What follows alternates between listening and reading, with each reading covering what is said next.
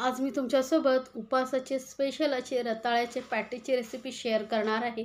उपवासाला आपण साबुदाण्याची खिचडी, साबुदाणे वडे, उकडलेली रताळी खाऊन कंटाळा आला असेल तर हे एकदा उपवासाचे पॅटीस रताळ्याचे नक्की बनवून बघा। खूप छान लागतात, एकदम परफेक्ट अशी मी तुमच्यासोबत रेसिपी शेअर केलेली आहे। तर नक्की बघा पूर्ण रेसिपी। तर त्यासाठी बघा इथे मी रताळी घेतलेली आहे। तर वजनाने म्हणाल तर अर्धा किलो आहेत, मोठ्या साईजचे आहेत ना, त्यामुळे वजनाने अर्धा किलोमध्ये 2 ही रताळी बसलेली आहेत। आता स्वच्छ धुवून घेतल्यानंतर आपल्याला हे वरचं साल जे आहे ते काढून टाकायचं आहे। यामध्ये वरती ना सालीवरती खूप माती असते, त्यामुळे थोडा वेळ भिजत ठेवा। एक अर्धा तास पाण्यामध्ये ठेवलात की त्यावरची जी माती असते ती सॉफ्ट होते आणि व्यवस्थित धुतली जाते। त्यानंतर ही सालं जी आहेत आपल्याला काढून टाकायची आहेत। तर या पद्धतीने बघा मी रताळ्याची सर्व साली जी आहेत फटाफट काढून घेते। रताळीची साली काढल्यामुळे काय होतं, आपल्याला ते उकडताना पटकन उकडली जातात आणि नंतर काढत बसण्यापेक्षा आधी पटकन काढून घेतलेली सोपी पडतात आणि पटापट याला कापून घ्यायचं आहे, कारण रताळा ना सोलल्यानंतर लगेचच काळं पडायला लागतं। त्यामुळे एका साईडला पाणी घेऊन ठेवायचं आणि याला कापून लगेच आपण पाण्यामध्ये टाकायचं। तर याचे ना छोटे छोटे मी पीसेस करून घेते। यामुळे काय होतं, एक तर रताळी पटकन शिजली जातात आणि आपलं कामही सोपं होतं। किंवा तुम्ही जर असं नसेल करायचं, 2 मोठे तुकडे, एका मोठ्या रताळ्याचे 2 तुकडे करून बिना साल न काढता तसेही तुम्ही उकडून घेऊ शकता आणि थंड करून नंतर साली काढून अशा फोडीही करून घेऊ शकता। तुम्हाला जसं सोपं पडेल तसं करू शकता। तर मी काय करणार आहे, असं साली करून फोडी करून घेतलेल्या की पटकन काम होतं, त्यामुळे मी या पद्धतीने रताळ्याची फोडी करून घेतलेले आहेत आणि एका बाउलमध्ये घेऊन आपण हे स्वच्छ 2-3 वेळा धुवून घ्यायचं आहे। म्हणजे काय होतं, यावरची जे स्टार्च वगैरे असतं ते निघून जातं। पाण्यामध्ये घातल्यामुळे स्टार्च जास्त प्रमाणात निघून जातं। हे बघू शकता तुम्ही, थोडंसं काळपटपणावरती आलेला आहे। तो काही नाही, उकळला गेला की ते लगेच स्वच्छ होतात। तर हे बघा किती स्टार्च निघालेला आहे। आता मी कढईमध्ये पाणी गरम करत ठेवलेलं आहे। चांगलं पाण्याला उकळी आली का यामध्ये आपण हे रताळ्याच्या ज्या फोडी आहेत त्या टाकून घ्यायच्या आहेत।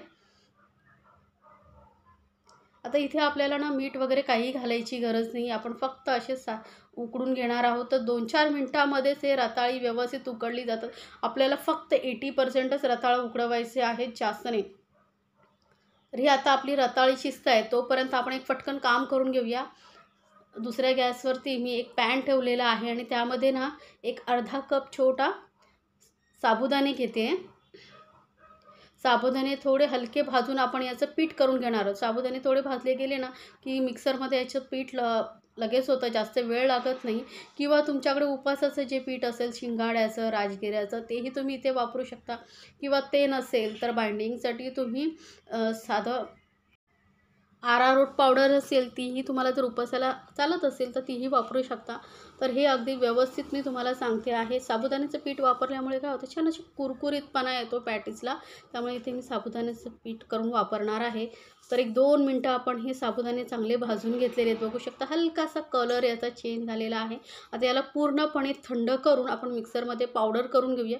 फॅन खाली ठेवलं की लगेच थंड होतात, त्यामुळे मी याला फॅन खाली ठेवते आणि पावडर करून घेते। तोपर्यंत आपली रताळी ही शिजत आलेली आहे, ते चेक करूया। तर मस्त उकळी आलेली आहेत।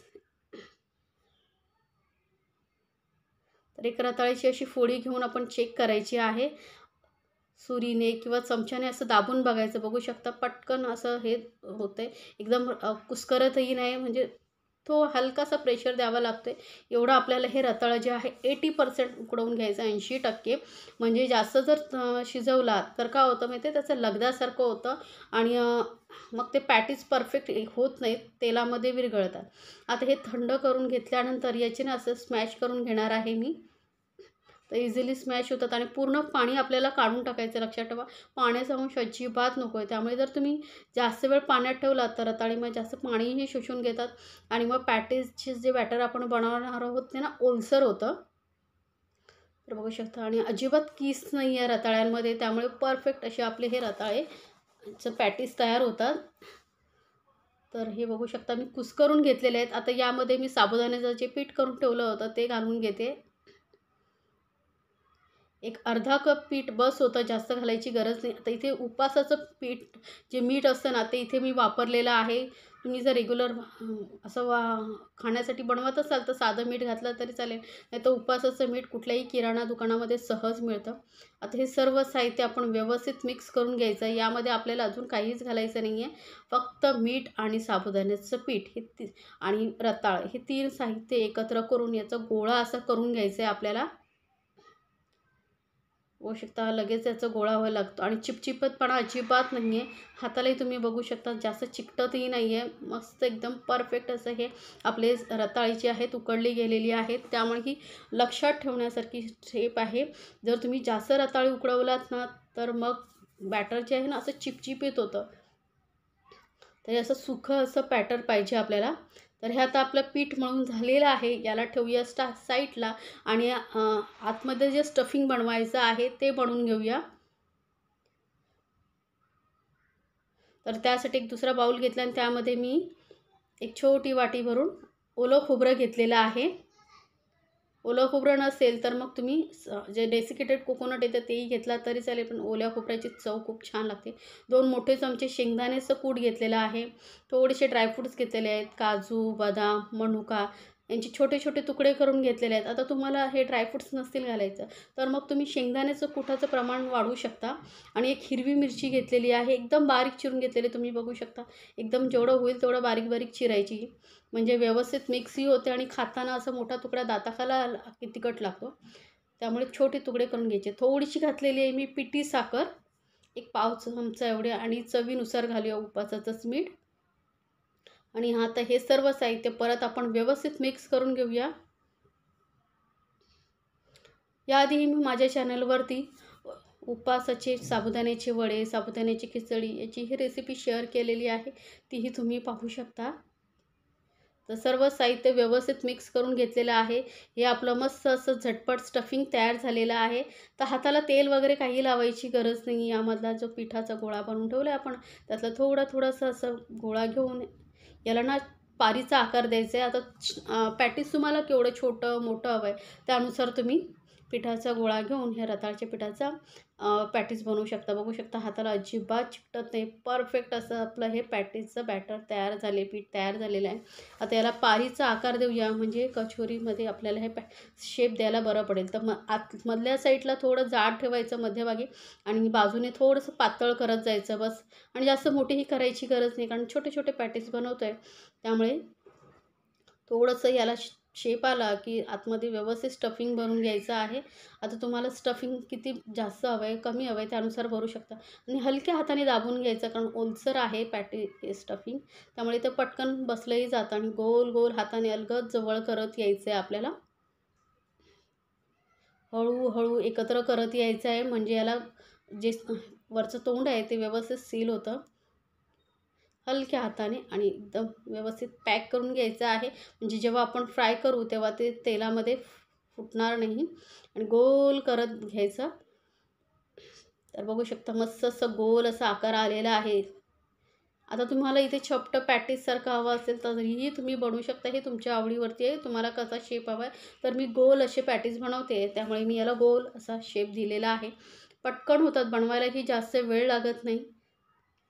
हाताने फटाफट गोल करून घ्यायचे. थोडंसं दाबून याला पारीचा आकार द्यायचा आणि याच्या आधी पहिले पॅटीस बनवून घ्या आणि नंतरच गॅस पेटवून तेलाला चांगलं उकळी येऊन त्याच्यामध्ये हे पॅटीस फ्राय करून घ्या. तर होऊ शकते एकदम पारी मस्त अशी गोल खोलगट करून घ्यायची आपल्याला.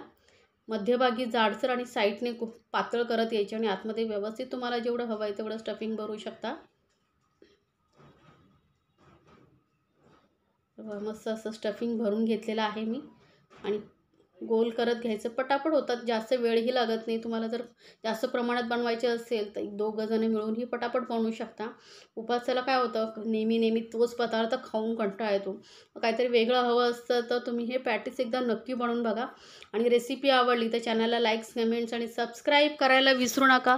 सोबतच बेल आयकॉनवरती नक्की क्लिक करा म्हणजे माझ्या नवीन रेसिपीची नोटिफिकेशन लगेचच तुमच्यापर्यंत पोहोचेल.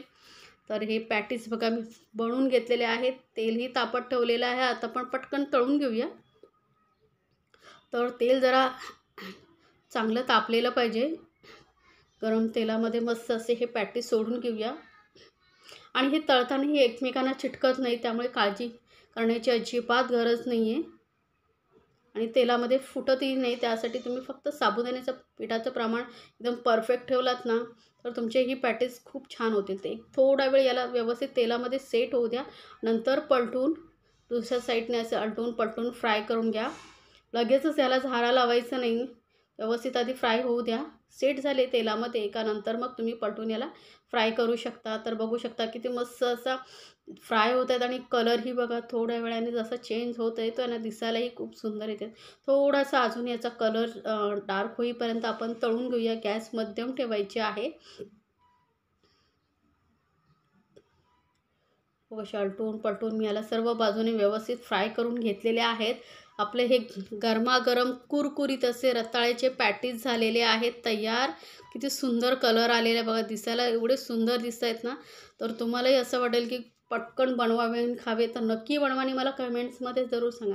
आता यासोबत तुम्ही एक तर खोबऱ्याची जी प्लेन चटणी येते ती बनवू शकता किंवा दह्याबरोबर ही अप्रतिम लागतात. तर नक्की बनवून ट्राय करा झटपट या उपासाला आणि मला कमेंट्समध्ये जरूर सांगा तुम्हाला हे रताळ्याचे पॅटीस कसे वाटले.